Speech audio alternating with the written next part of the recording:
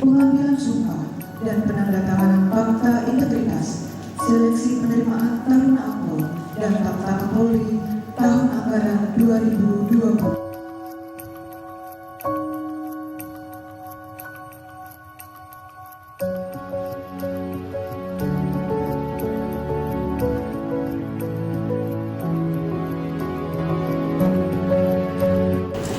Apabila kami melakukan penyimpangan atau pelanggaran, kami bersedia dikenakan sanksi moral, sanksi administrasi, dan akan tidak memenuhi syarat dalam tahapan seleksi penerimaan Taruna Akpol.